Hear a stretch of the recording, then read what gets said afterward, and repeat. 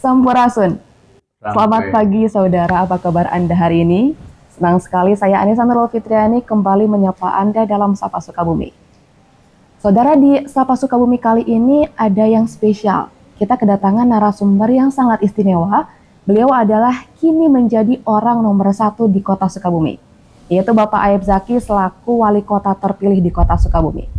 Setelah kita melewati masa-masa kampanye dan juga pilkada, akhirnya kota Sukabumi memiliki pemimpin yang baru, dengan wajah yang baru, dan pastinya dengan harapan yang baru.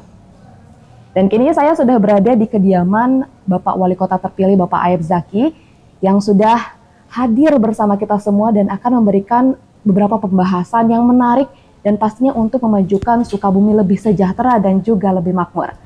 Selamat pagi Bapak Aib. Pagi. Apa kabarnya nih Pak? Baik sekali dan memang sudah saya siapkan ya.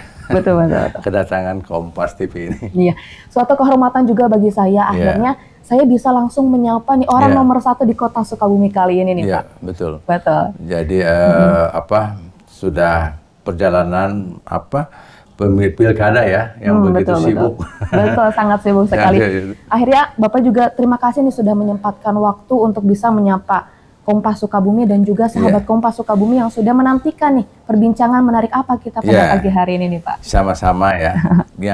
yang di perbincangan hari ini ya silakan. Oke, siap.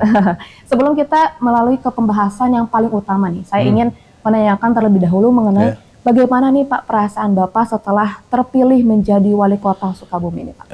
Yang pertama memang sangat bahagia dan senang. Itu yang pertama, karena memang perjalanan ini cukup perjalanan panjang juga buat saya. Sejak 2018 saya terjun ke dunia politik, terus tidak langsung masuk ke dunia politik praktis ya. Karena masuk ke dunia politik praktis itu Januari 2021. Tapi 2018 belajar ya. Nah, kemudian 2021 kemarin awal Februari 2024 saya masuk ke legislatif untuk DPR RI. Ternyata belum mendapatkan izin Allah ya di situ. Nah, kemudian daripada saya nunggu 5 tahun lagi untuk legislatif yang akan datang, lebih baik saya ikut di pilkada. Seperti itu. Jadi perasaan saya sangat senang, pendatang baru di pilkada, ya, kemudian memenangkan. Seperti itu. Betul. Pastinya juga dengan persiapan yang sangat baru untuk memajukan Sukabumi pastinya Pak ya? Iya, betul. Lalu kan ini sebentar lagi adalah pelantikan. Ini saya panggilnya Bapak Wali saja mungkin ya? Karena boleh. hanya tinggal menghitung hari saja ini menuju pelantikan ya Pak? Betul. Nah, di pelantikan di 6 November nanti, betul. Kira-kira persiapan apa saja yang udah Bapak persiapkan nih? Yang pertama persiapan administratif memang sejak tanggal 10 Desember sudah selesai. Semua administratifnya melalui Sekda Provinsi ya. Kemudian persiapan peralatan, baju ya, semua sepatu. Beli baru berarti Pak? Iya, semua baru. Ya, dan ini udah selesai udah semua. Tinggal mungkin nanti malam saya sesi foto. Kemudian setelah itu saya nunggu panggilan berangkat ke Jakarta. Informasi terakhir tanggal 2 sudah harus ada di Jakarta. Seperti itu. Kemudian dari Jakarta memang ada prosesi ya, pemeriksaan kesehatan, kemudian geladi kotor, geladi resik, dan tahapan-tahapan menuju pelantikan seperti itu. Oke. Berarti untuk saat ini kesibukannya masih persiapan menuju pelantikan nanti di 6 Februari berarti ya? Oke. Nah, kita akan mulai masuk ke pembahasan kita yang paling utama nih di pagi hari ini. Mengenai membangun Sukabumi dengan dana abadi wakaf menuju Sukabumi sejahtera dan makmur. Nah, mengenai dana abadi wakaf ini Bapak, ini bisa dijelaskan sedikit tentang implementasinya seperti apa nanti? Yang pertama, dana abadi wakaf ini mengacu kepada Undang-Undang Nomor 41 2004 dan Peraturan Pemerintah Nomor 42 2006 ya.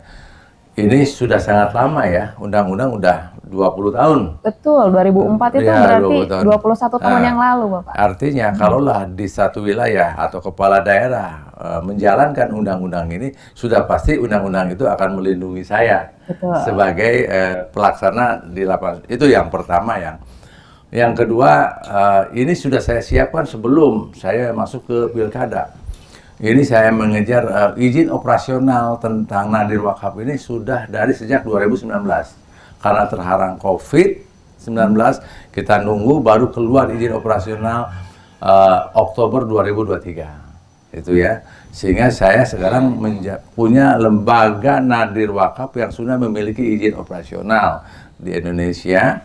Nah, kebetulan saya masuk di sebagai pimpinan daerah, ya otomatis itu dayung bersambut. Ya. Kalaupun saya tidak jadi pimpinan daerah, tetap nadir wakaf ini akan saya jalankan. Cuman bentuknya kerjasama dengan daerah-daerah, ya, seperti itu. Karena saya pimpinan daerah, udah langsung aja lah. Saya akan deklarasikan nanti Sukabumi menjadi kota wakaf.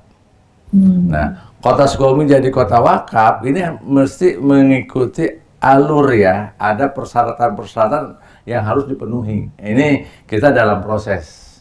Nah, sehingga pada waktunya nanti kita akan deklarasikan. Kenapa harus wakaf? Betul. Karena wakaf ini adalah instrumen keuangan terbaik. Ya, menurut saya ini yang terbaik. Kenapa? Karena kepemilikannya ini adalah pemerintah. Pemiliknya ini Allah, ya. Pemiliknya Allah, pemiliknya sama dengan pemerintah, kira-kira, karena undang-undang. Tidak lagi dimiliki oleh wakif atau yang memberikan wakaf. Betul. Tidak lagi dimiliki oleh nadir atau yang mengelola dana wakaf. Tidak lagi juga dimiliki oleh LKSPU atau lembaga pengelola keuangan syariah yang penerima wakaf uang. Jadi bukan lagi itu atau perbankan syariah, bukan. Tapi ini pemiliknya ini. Nah, yang kedua, karena pemiliknya ini adalah Allah atau pemerintah, maka keuntungannya untuk siapa? Maka keuntungannya 100% atau 90% untuk mauquf alaih. Apa itu mauquf alaih? Mauquf alaih adalah yang mendapatkan manfaat dari wakaf, yaitu fakir miskin, untuk pendidikan, untuk kesehatan, ya untuk segala-gala kebutuhan masyarakat. Nah, beda dengan lembaga-lembaga keuangan yang lain, umpamanya perbankan, kan pemegang sahamnya pemiliknya pemegang saham. Betul. Dan nasabah, kira-kira begitu. Kalau bank ini punya keuntungan besar dalam mengelola keuangannya, maka yang diuntungkan nomor satu adalah pemegang saham. Tapi kalau wakaf, apabila memutarkan uangnya baik ya dan benar, maka yang diuntungkan adalah mauquf alaih atau masyarakat, seperti itu. Oke. Kemudian satu lagi, dana yang ditampung ini kan tidak boleh hilang, tidak boleh berkurang. Dan saya dari sekarang langsung untuk mengelola uang ini langsung instrumen yang dikeluarkan oleh negara.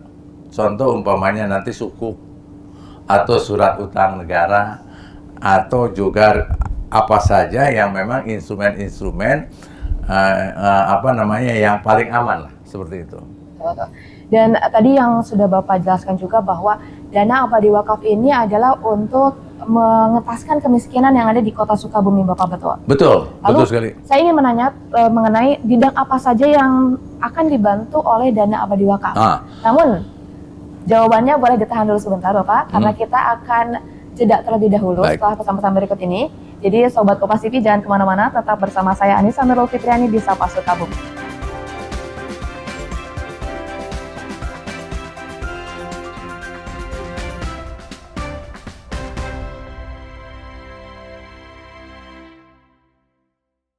Menemani ruang informasi Anda, Kilas Kompas kembali hadir dengan sejumlah informasi yang terjadi sepanjang hari ini. Dapatkan rangkuman berita khas Kompas TV yang kami sampaikan secara singkat. 2 kelompok remaja terlibat tawuran di area pemakaman. Padat.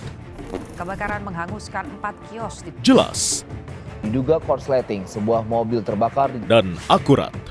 Ikuti Kilas Kompas setiap hari pukul 11:30 malam live di Kompas TV.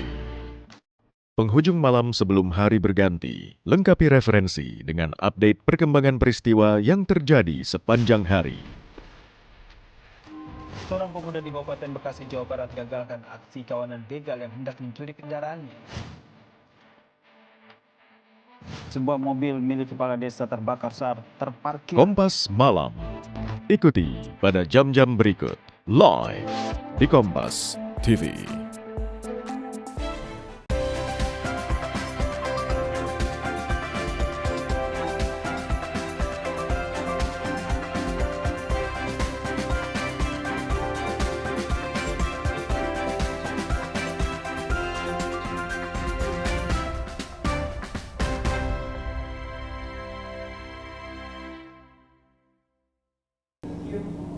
Terima kasih saudara, Anda masih menyaksikan Sapa Sukabumi bersama saya Anissa Nurul Fitriani, dan kita masih berbincang bersama Wali Kota terpilih Kota Sukabumi yaitu Bapak Aib Zaki dengan tema Menuju Sukabumi Sejahtera dan Makmur.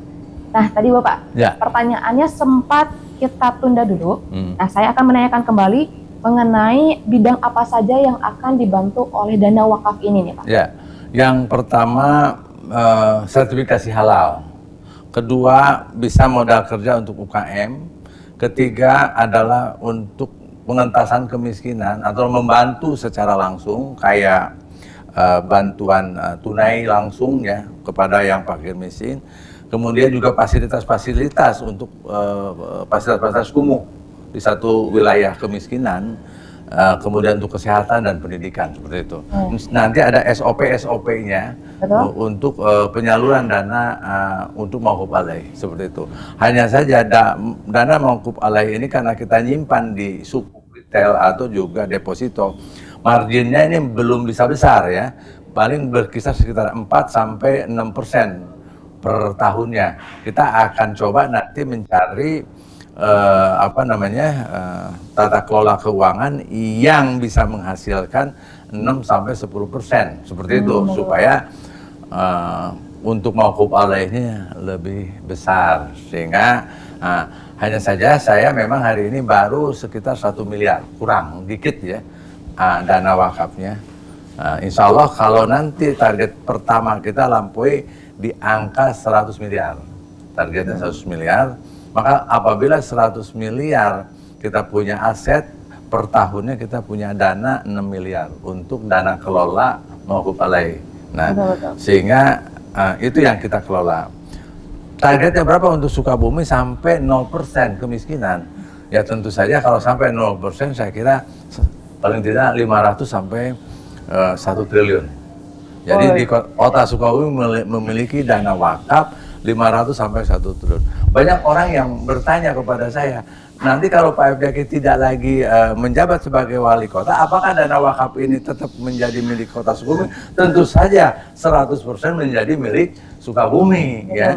Saya sebagai nadir wakaf atau nadir wakaf itu hanya mengelola dan semuanya akan diserahkan untuk kota Sukabumi. Dan ini menjadi satu percontohan. Adapun nanti wilayah lain misalkan menyimpan dana wakaf lagi di lembaga wakaf doa bangsa, maka wilayah itulah yang akan menikmati hasil seperti itu. Betul. Dengan tadi nominal yang sangat besar juga pastinya warga Sukabumi juga sangat berharap nih dengan kepemimpinan Bapak nanti di 5 tahun ke depan ini bisa benar-benar mewujudkan Sukabumi yang sejahtera dan juga makmur ya Pak. Lalu saya akan bertanya mengenai cara membangun kota Sukabumi ini dengan pendapatan asli daerah nih Pak. Apakah nih pendapatan asli daerah ini dapat memenuhi kebutuhan untuk menuju Sukabumi yang sejahtera dan makmur ini atau seperti apa nih Pak? Ya, kita lihat ya Sukabumi hari ini 2024 kemarin pendapatan asli daerahnya 400 miliar ya, 41 miliar lah kurang lebih sekitar itu, 401 miliar. Nah, kita akan naikkan ya di 2026 tentu saja. Itu menjadi 600 miliar dan 2027 kita naikin 700 miliar dan 2028 sama dengan 800 miliar. Nah, seperti apa? Saya sangat sederhana, saya meyakini kepada semua funding father kita yang membuat negara ini, undang-undang dan peraturan pemerintah tidak pernah membuat hidup kita jadi susah. Betul. Tidak pernah membuat hidup kita jadi miskin. Nah, saya akan menormalisasi undang-undang dan peraturan pemerintah yang ada di kota Sukabumi. Itu aja. Pada sektor pendapatan asli daerahnya, normalnya berapa sih? Nah, khawatir ini ke belakang ini ada main ini ya, pungli-punglian Betul, gitu. Pak. Kita ada pungli-punglian, kita akan normalisasi sehingga nanti seluruh yang membayar retribusi, yang membayar pajak, kemudian yang membayar parkir dan lain sebagainya tidak lagi dengan uang cash, gitu ya. Dan saya minta ke ini tidak lagi dengan uang cash, retribusi kebersihan, sampah, semuanya harus pakai non tunai, Non-tunai, ya, oke. menggunakan QRIS. Kita akan bagikan QRIS, ya. Setelah itu kemudian kita ingin lihat di Sukabumi. Saya tanya, ini kan berapa ada lapak? Saya tanya 20.000, di atas 20.000 lapak, ya. Lapak sayuran, lapak kecil, pedagang kecil dan lain sebagainya. Di atas 20.000. Tapi pastinya berapa nanti kita akan, setelah saya dilantik saya akan hitung berapa. Dan itu saya akan cek masuk dan retribusinya. Sehingga lapak-lapak ini akan saya ajak runding bersama-sama karena ini ada hak rakyat di situ. Hak rakyat yang harus dikembalikan kepada rakyat. Saya akan melindungi, mengayomi, melayani semua pengusaha besar, menengah maupun kecil yang ada di Kota Sukabumi. Saya lindungi karena seluruhnya mereka ini adalah instrumen mitra Pemkot untuk menaikkan pendapatan asli daerah. Betul. Nah, akan saya lindungi dan tidak boleh ada pungli-pungli kepada mereka semua. Tapi saya minta tolong juga kepada pengusaha besar, menengah, kecil, ya, kemudian juga lapak-lapak itu. Di situ ada instrumen titipan masyarakat, ya, untuk membangun masyarakat itu sendiri dalam bentuk retribusi pajak daerah, perizinan, seperti itu. Nah, ini harus semuanya memenuhi ketentuan yang berlaku. Itu aja. Nah, saya ingin normalisasi ini. Nah, kita lihat nanti 6 bulan ke depan, ya, setelah saya dilantik, kita lihat seperti apa. 6 bulan kedua, 6 bulan ketiga, kita akan rilis di media.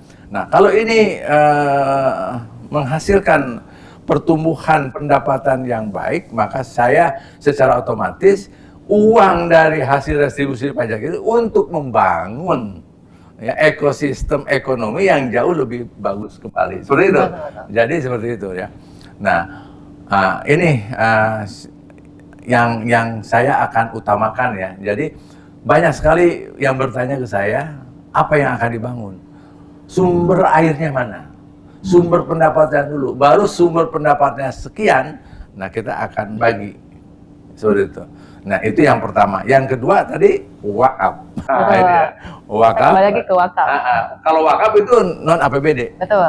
Itu non APBD, tapi itu karena saya dua-duanya sebagai pimpinan daerah di sini, APBD-nya kita jalankan, non APBD dia jalankan. Mudah-mudahan sebelum 5 tahun Kota Sukabumi menjadi kota nomor 1 yang paling bahagia di Indonesia. Amin. Gitu. Ini pasti menjadi harapan dan juga menjadi titik balik di mana kita juga pasti berharap Sukabumi menjadi lebih baik lagi, nih, Pak. Dan dan itu bukan kata saya. Iya. Dan itu bukan bikinan Ayub Jaki. Ini yang bikin undang-undang. Ini yang bikin pemerintah.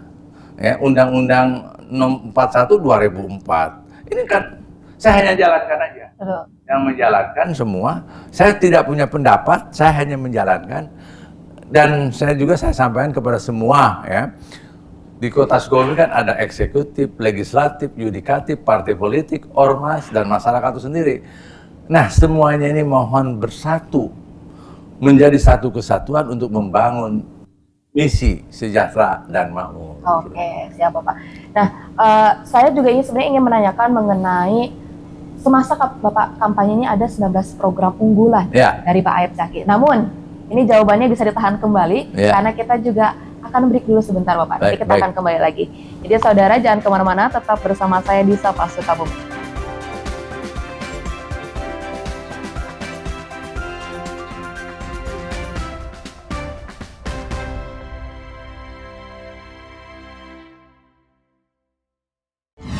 Tingginya matahari Pertanda waktu terbaik melengkapi khazanah referensi dengan sejumlah informasi terkini dari seantero negeri. Harga sejumlah sayur mayur melonjak drastis. Tim gabungan pemerintah menggelar sidak makanan dan minuman di sejumlah lokasi.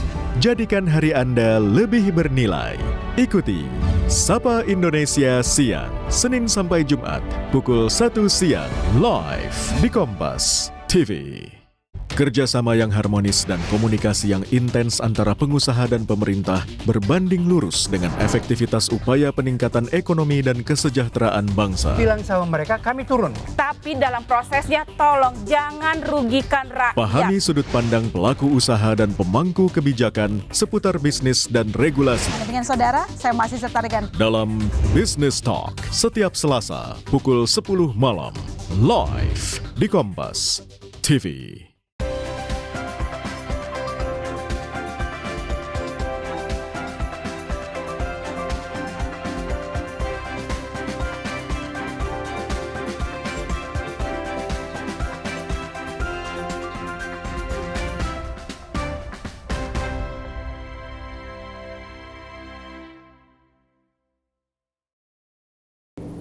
Terima kasih saudara, Anda masih menyaksikan Kompas Sukabumi dan pastinya masih di Sapa Sukabumi. Dan kita masih membahas mengenai menuju Sukabumi yang lebih sejahtera dan juga makmur bersama Bapak Wali Kota Sukabumi, yaitu Bapak Aib Zaki.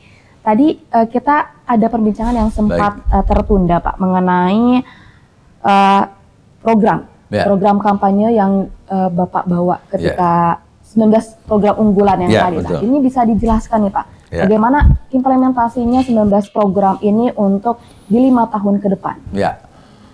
Yang pertama 11 dari 19 ini insya Allah 2025 ini kita jalankan, walaupun belum 100% ya, kita akan jalankan yang 11 program. Salah satunya kenaikan gaji RT, kenaikan gaji RW, kenaikan penggajian guru ngaji, koordinator guru ngaji, marbot, koordinator guru marbot, kemudian posyandu dan limnas. 3 lagi adalah syiar wakaf, kemudian untuk penyaluran tenaga kerja ke luar negeri dan beasiswa S1. Betul. Itu ada 11 yang insya Allah tahun ini kita jalankan ya. Ada yang menggunakan dana APBD, ada yang non anggaran APBD seperti itu. Nah, itu kita konsisten. Kalaupun yang sisanya lagi yang 8, nanti kita tunggu anggarannya seperti itu. Yang jelas 2026 insya Allah semuanya. Nah, kemudian ini adalah komitmen saya. Saya tidak punya kepentingan, yang punya kepentingan adalah masyarakat. Jadi wali kota dan wakil wali kota tidak punya kepentingan, yang punya kepentingan masyarakat. Sehingga apapun yang diinginkan oleh masyarakat, secara otomatis saya akan memenuhinya seperti itu. Oke. Lalu nih, kita kan sekarang ada di zaman yang serba mudah terkait perkembangan teknologi, penyebaran informasi, termasuk salah satunya di media sosial. Dan apalagi saat ini tuh banyak sekali kritikan terhadap pemerintah nih Pak. Nah, nanti ketika Bapak sudah menjabat, bagaimana pendapat Bapak tentang kritikan-kritikan di media sosial untuk kepemimpinan Bapak di 5 tahun ke depan ini Pak? Saya sangat senang kalau ada kritik, karena kritik ini adalah kalau di dalam tanaman ini pupuk. Pupuk untuk menyuburkan. Manakala kita merespon kritik itu, insya Allah pertumbuhan sistem demokrasi di Kota Sukabumi, pertumbuhan ekonomi, pertumbuhan sosial budaya ini akan jauh lebih baik seperti itu, dan saya akan merespon itu semua. Hanya saja saya akan menanggapi bagi kritikus-kritikus yang memiliki solusi. Betul. Karena memang saya akan ajak dia, ayo kita turun bersama-sama untuk mencari solusinya. Jadi kalau hanya sekedar dia bicara saja tanpa ada solusi, mungkin itu saya nomor 2 kan lah ya. Sekarang gini, karena saya sendiri punya agenda ya. Agenda saya kan sejahtera, makmur nih kan. Berapa tahun nih? Agenda saya tidak ada lagi kemiskinan di Kota Sukabumi, walaupun hanya 1 orang. Tidak ada lagi. Karena apa? Karena yang tidak mampu pasti dibantu, kira-kira begitu. Nah, ini saya mau jalankan dulu. tiba-tiba dalam perjalanan ada kritikan untuk macam-macam. Saya panggil, ayo solusinya seperti apa? Anggaran. Karena kritik itu sendiri basisnya nanti anggaran. Anggaran kita berapa sih? Betul.